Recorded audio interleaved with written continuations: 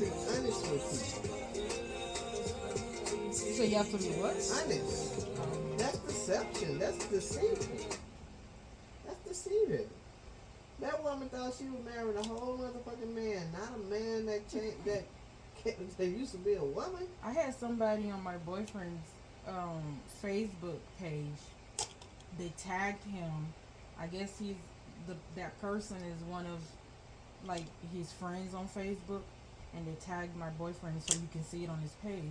And they're saying, "Oh, last Christmas, my 33 year old relationship that I've been with this man, he came out to me last December that he's actually a girl, They've been together hollow like a long time." 33 years. Mm-hmm. See, that shit make you kill a motherfucker.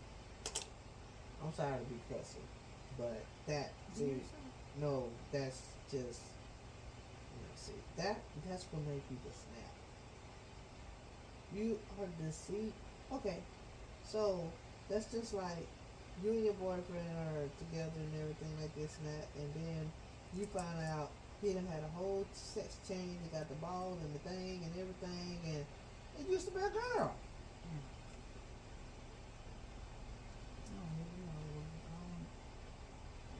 Like if we're still, I don't even know. He got balls and stuff. Don't they do all that like surgery? Okay, so there you have it. There's no way that woman married that girl not knowing that she used to be a girl if she didn't have genitals and the package. You think she knew? No, that's what I'm saying. The woman that changed to be a man, she had to have had all that surgery done to have all that. So would you stay? Hell fucking no. You would snap. Bro, I'm snapping now because they want me to change my whole conversation and call you a damn boy and you a girl. I'm tripping now. You know, man. I think I would stay. If Kyle came to me one day, we're married, and he said, "I'm actually Kayleen," I'm like, okay. Well, God wanted me to handle this. I guess this is why I went through everything I went through in life. Just for this purpose right here. I guess God wanted me to carry this type of bullshit. No. That's what. No. I ain't even trying to wrap my mind around that one like that. Because God gives us common sense. You know what I'm saying? He will put us in situations to see if we paying attention. Because there are gonna always be signs. There are gonna always be something. And if you're truly okay, this lady asked me the other day. She say, "Can I ask you something?" She say, "Are you a Christian?" I said, "Yeah, of course." She said, "Well, do you believe in God?" I said, "Well, how can you not be a Christian if you don't believe in God?" And she's like, "You'll be surprised." I'm like, "I'm surprised now that you just actually said that. Because how can you be a Christian if you don't believe in God? That means that you're not a Christian and you don't believe in God. You're one of them atheists, one of them devil worshippers." That is so easy. You know what I'm That's so saying? simple. Christianity means you believe in God. You don't believe in God, that you're not Christian. That's actually I've never heard it be put that way. But it's so simple and it sticks. And she's like, "Well, would you like to come to Bible study?" I'm like, "If y'all are asking questions like that, y'all gonna kick me up out that motherfucker." I'm sorry, man. I ain't mean to cuss right here. You just acting like a Christian. You know, I'm an honest Christian. No, just be yourself. I'm like, "Yeah, no, I'm good." I'm like, but this is a conversation I'm gonna have to go home and talk to my brother about because he's a pastor. And my other brother's a pastor. But I got three brothers. One is he's in transition right now. He's a struggling drug addict, and he's falling off again. So when he's good, and he's living life and healthy and this and that and this, and then when he fall back into them streets, that's just what that is. And my mom has been gone this coming March. Well, this past March was 29 years, and he was probably on it 5, maybe 10 years before she died. Let's just say 5. That's That's 35 years. You've been on this shit. You still chasing that same, bro, that high is gone. They always say it's that first hit that gets you. You know what I'm saying? Like, so, that high gone, bro. You're not going to get it back no more. You chasing it. I smoked weed before. I get paranoid. I'm like, I can't do this shit. I go somewhere for a thing, the police come. I'm riding around, I can't get home, I keep making U-turns and shit because I'm high, and I'm like, bro, what the hell, I gotta get my ass home. I was so high, damn it, almost just pulled over a police officer and asked him, could he take me home? I'm like, what the fuck? I don't, and I don't know if it was just something in the weed, or if it was just whatever, because weed has never done me like that. And I was riding up and down 635 in the tollway for like an hour trying to get home. I go up 635, I get to the tollway, I go south. And I go all the way to the end and turn around and come back. And instead of staying on the tollway going south, cross the 635, I take 635 again and turn back around. I did that shit like 3 times one night. It took me like an hour and a half to get home. I was mad as fuck. I wanted to cry, I was so hot. I called my niece, I'm like, whatever the fuck that was you gave me, I'm gonna kill you. Some people want to get that high. I'm good. I'm good. Like, you know, give me a beer, you know, some gin and some orange juice. I'm alright. I'm not a smoker. I would do the edibles, you know. Those are worse. They don't got me that high though. The edibles? Yeah. Oh, My friend no. used to make the cookies, and I would get a buzz, and I'm like, oh shit, I'm good now. You know, I got the buzz. I'm like, I'm gonna sit up here and watch cartoons and laugh like a motherfucker. Well, my boyfriend, he makes cartoons. You know, his animation and things. That's what he likes to do. That's cool. That's cool. Just tell him to stick with it. You know, designs and stuff. You know, do his characters and everything, and just stick with it. It's gonna come true. You know, it's gonna come true. But them 10 kids, man, he gonna make them a lot.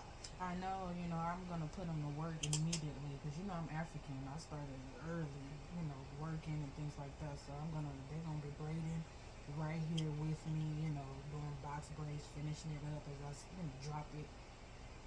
As soon as 5 years old, they're going to be learning something. They're going to be right here watching me braid because they're going to help mama's business.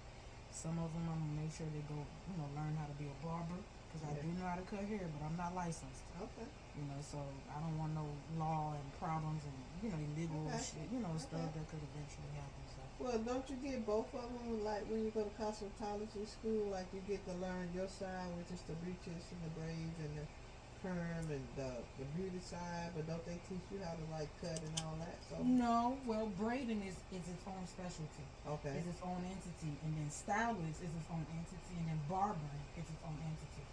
To be a braider, you need no license in the state of Texas. I can open a shop right now and just have chairs and we're just braiding. Okay. And that's what I technically do. If you notice on my website, that's the only thing that I offer on there. For legal reasons, and that really is what I love to do the most, and that's what really pays the bills. Okay. But this I can do this probably 5 of these in a day. Straight what you doing for $50. That's the special that I kept with me that I was doing at the other shop. Mm-hmm. They did the $50 straight back cornrow, and I'm like, okay. A lot of people like that. And the clients they still kept with me, and they still wanted that. So I'm like, okay, bet I'm gonna just keep that one. But it will be kind of like a walk-in type of basis, like like talk, like they can come anytime. They're kind of like family, just. But then my website, the box braids, you don't know who coming. So that one is a bit more professional, whatever. But I'm always professional, but y'all more like, family, because I've been with y'all for a while. Y'all are, loyal to me and things like that. So my $50 straight back home, that's just, a little special that I just want to give my, clients. Just you ain't got that much hair, so And that was another reason I stopped going to my barber at the time because he's like, man, I'm going up to $40 on my cuts. I'm like, bro, my head is smaller than your son. That little big head motherfucker should be paying for goddamn grown people haircuts. I said, what the hell is you talking about $40, bro? I'm like, that's too much. I don't have enough hair. I'm like, just give me an edge up. He's like, well, that's gonna be $20. I'm like, you know what? Fuck this. I got up in my lap. He's like, are you serious? I'm like, bye, bro. And that's when I'm like, I saw the barber college. Then I'm like, you know what? How much is it? $10. You're like, whoop! I'm stuck here. It's $5. They reduced it now. Well, yeah, they're trying to give people that location of where it was at. I mean, literally, the owner, he was basically just giving me free money because it just wasn't busy at all. There's some days like in a week, probably had like one client in a whole week, and he still paid me for being there a whole. Cause he pays us per hourly.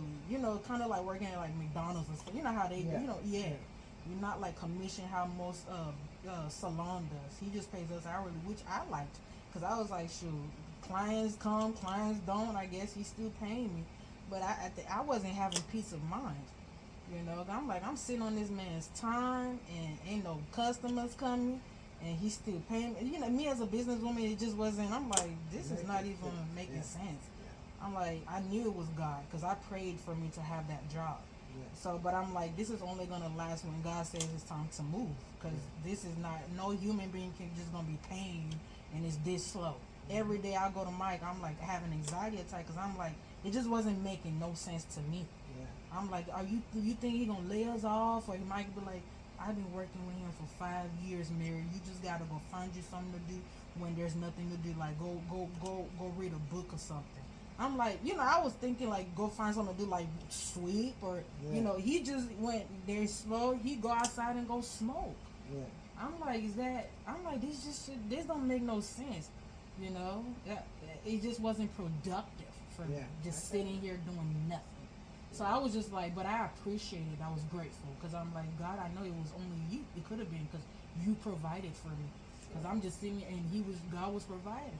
So, but I'm like, I knew when God says it's time to move, I just gotta go. Because this man, it just wasn't making sense, the business. So, before I left, they did tell me that he was going to narrow it down. He told me he could no longer afford me. And he sent some other, Mike and Vaughn, the other stylist lady, he sent her to Forest Lane.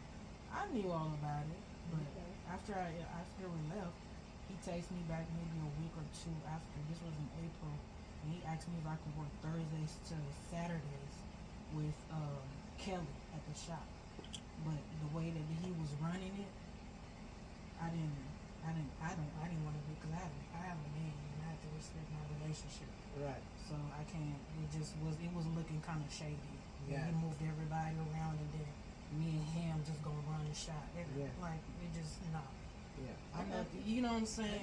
So it was funny business for me. I just never responded back, and me and my boyfriend decided to put full focus on my business and just keep it moving. I'm a woman of God. But it was sad because I felt like I lost that relationship, because that was what I was doing it for. I was helping the business, to develop a relationship, because I'm going to be in this braiding business all my life. This is what God called me to do. So I was just trying to savor the relationship with me and the owner, as far as we both come from the same country. I was here to help the business grow, and I hope it did, but the way he ended it, it was just weird. But I do understand that he was sick. He was very sick. And he was sick those days when he left, and he just texted me literally, I can't afford it. I'm like, but he was sick. So is he still here? I really don't even know, honestly. I moved on. When April left, I mentally, I gotta, focus on my provision and my business. So is he still living? That's what I'm saying. I don't know if he's still living, but I think so, because he had texted me. If he died, I think somebody would have reached out to me and tell me that he passed. because somebody told me that the other guy, Oscar or whatever his name is, Snoop, the big fat one. I don't know if you ever seen him. Somebody texted me that he ended up in the hospital and they have a GoFundMe raising. Yeah, but before I left, he was telling me that he was having lots of like just problems. I think he found out that he had cancer of like the prostate or something like that. So I knew everything. I think we did savor the relationship. We on good terms, but yeah, he was sick, and I just wish we had just I had seen him and just said all right, goodbye, and everything, because we had plans. He was rooting for me, to find a husband. We African. He was. So I just wish I had seen him and just like, all right, well, thank you, but I know maybe in the future, but God would just provide a certain. I just don't want us to have bad, Right. Yeah, I got you. because he really did help me. I never worked with nobody that just gave me free money. But I mean, I wouldn't say it to him like that. I probably should give him, but that's how it felt to me. I felt like he was just a father, like he just wanted to provide for me.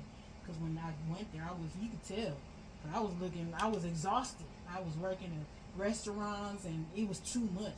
So when I got there, they hired me, and I was just looking like tired as hell. I was not hiding nothing. So I think he saw like, oh damn, I think I gotta help her. Yeah, and he did. So I was sad when the end came and I didn't even see him to say goodbye. That hurt me. But yeah, just reach out to him and say, hey, I'm doing good. I thank you for the many opportunities that you gave me and blessed me with, and I pray that all is well. Okay, thank you. I'll do that. I will talk to him today. Got the stitches. 1, 2, 3, 4, 5, 6, 7, 8. Stitches. I'm gonna get edged up. We gonna be good. You say you cut now. Can you edge? I can't edge. You want me to? My barber is sitting over here. You have the definition and everything. I don't have the spray and all that. You should probably go to Kelly and let him do it. Because that picture you sent me, that was dope. It was nice. Yeah, it was nice. Kelly, he's a great barber. Tell him I said hey. I will. And tell him I'm doing good. I will. And tell him I ain't had sex yet. Oh, I ain't telling him all that. I'm gonna leave that between y'all. Because he was like a father figure. I'm gonna leave that between y'all. All right, thank you. You got Zelle, right? Yes, ma'am.